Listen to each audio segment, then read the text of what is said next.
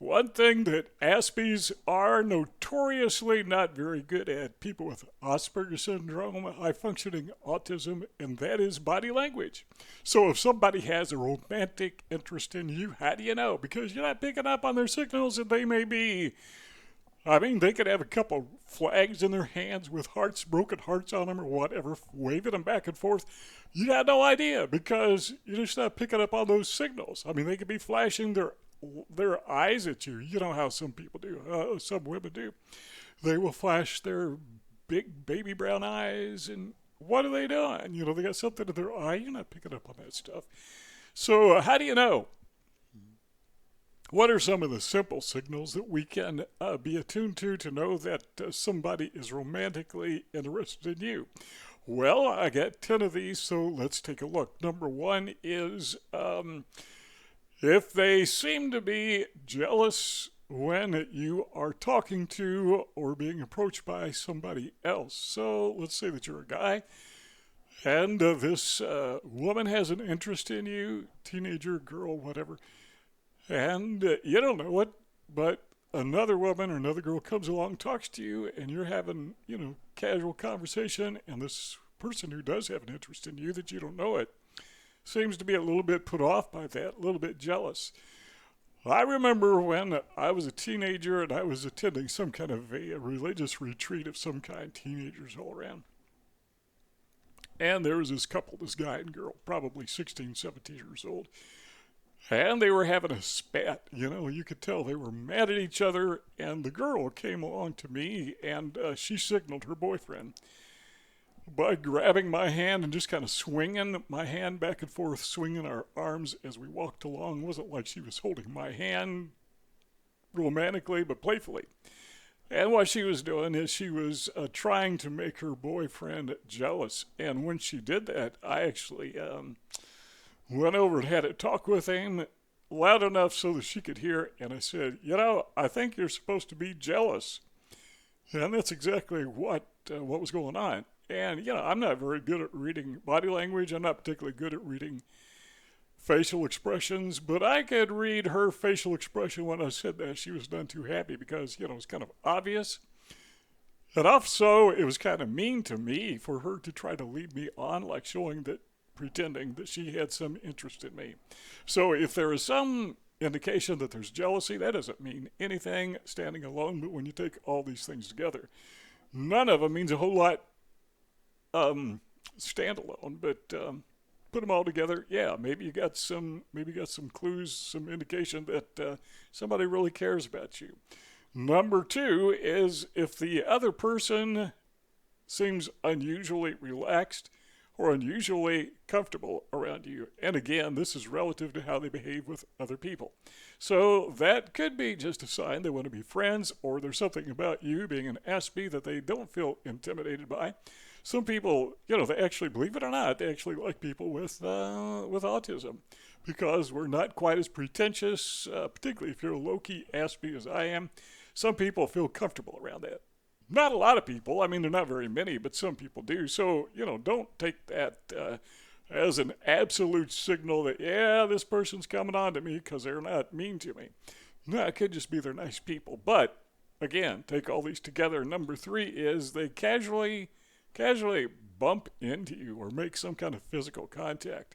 Sometimes what they will do is they will fix your collar. Your collar's not even messy. It's not like it's bent down, but maybe they want to give you that Elvis look where they flip it up. I don't know. But they think of some excuse to make physical contact. Or maybe they'll straighten your hair, There's all kinds of ways to make physical contact, but one of them is they just bump into you, not like they're being mean or trying to knock you over. Some jerk, gives you a shoulder, what do they call that? A shoulder punch or whatever, where they come up behind you and almost knock you over. But this is just kind of a casual brushing and, so that you notice them. And they do it by physical contact. All right, there's a sign. That's not hard to miss. Number four is they just seem to hang around a lot, wherever you go. There they are. Okay, say you're at work. And for some reason, they've arranged it so they have their lunch break at the same time you do. Now, I don't know where you work or even if you do work. Some people, they'll take their lunch at the same time, so this is kind of moot, but say that they went to the boss, the supervisor, and they just said, they noticed that you have lunch at 1 o'clock, say, and so they decide, I'd like to have lunch at 1 o'clock. And then they kind of show up and maybe sit at your table. I know, you're an Aspie. This doesn't happen often. So if it does, that's a good indication that, not an absolute indication, but a good indication, just them hanging around. They got a little bit of interest in you. They kind of like you. Number 5 is this. Sometimes it's not making physical contact, but just standing too close, Seems to me that everyone has this, I don't know what you call it, but we have personal space, right? And if someone gets too close to your personal space, you feel a little bit uncomfortable. And I've always had a problem with that because I would sometimes get too close to people not knowing what personal space was. I mean, I knew that it was, but I didn't know how close can you get to somebody. I mean, how close can you follow behind somebody if you're just walking? Or how close can you stand to somebody if you're on public transportation or whatever? I didn't know. I'd stand too close to people, and I didn't realize that was offensive. But if someone is interested in you, they may come a little bit close, enter into your personal space, and, kind of announcing their presence by saying nothing at all. That's a good indication. Another one is if they tease you. Now, I got a real problem with this because I like to tease people. I like to have fun. I like to joke around. And sometimes I have said things that were not offensive, just joking, just teasing people, but sometimes women will take offense because they think you're flirting with them. I don't even know how to flirt. I don't flirt with people because, if I did try it, I'd screw it up. But no, I wasn't flirting with them, but they didn't know that. So if someone is teasing you, and I'm not talking about being mean or putting you down, but I mean just playful teasing you, yeah, that's an indication that maybe, just maybe, there's a romantic interest there. Or if they are fidgety and nervous. Not too many people, speaking as a person with Asperger syndrome, not too many people are nervous around me. In fact, if anything, they tend to be overconfident. When you lack confidence, that gives other people confidence, more confidence, and sometimes they get a little pushy. But when somebody is fidgety and nervous around you, like they're a little self-conscious, not sure what to do, that's an indication that, yeah, there's a romantic interest. Now, one of the difficulties I had, particularly in high school, is I just didn't know until it was too late that girls had an interest in me. And when I did know, I didn't know how to respond. I didn't know how to react. I mentioned this in some other videos, But I've had girls that would come up and hold my hand, just kind of playfully, and I didn't. What are they doing? Why are they doing that? Or somebody that would just kind of hang out with me wherever I would go, and I didn't pick up on the signal, or I would respond to it in a manner that I didn't know was wrong. I didn't know I was sending a negative feedback signal that I'm not interested in you, but they took it that way, and they would let you know it. Probably the strongest signal I ever got was some girl wanted me to walk her home, and so, okay, I walked her home, and when we got there, she gave me a big old kiss.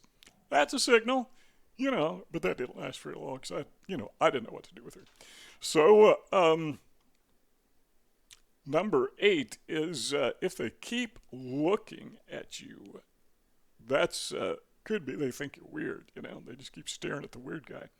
But then again, if they keep trying to make eye contact, and you're not very good, probably, if you are an Aspie, if you have autism, you're probably not very good at eye contact, rather, because very few of us are. But this person keeps trying to make eye contact.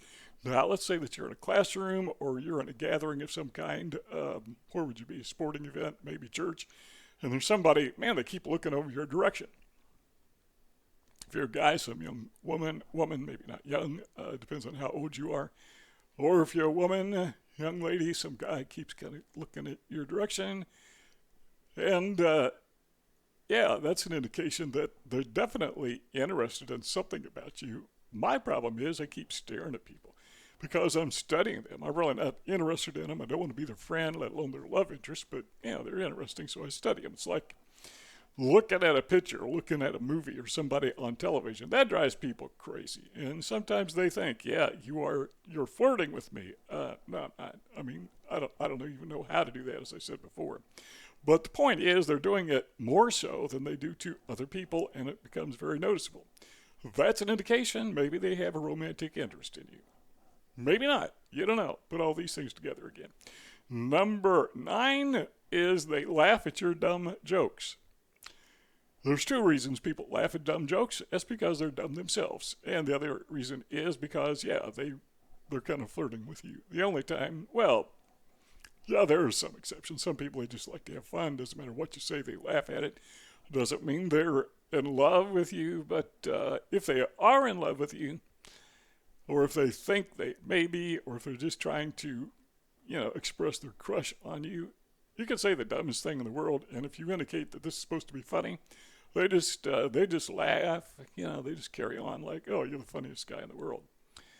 That didn't last forever, by the way. If the romantic relationship actually kindles and turns into a fire, chances are they're going to quit laughing at your dumb jokes because, well, they're dumb jokes. You don't laugh at dumb jokes. Number 10, say this very briefly, is someone who is overly friendly on social media.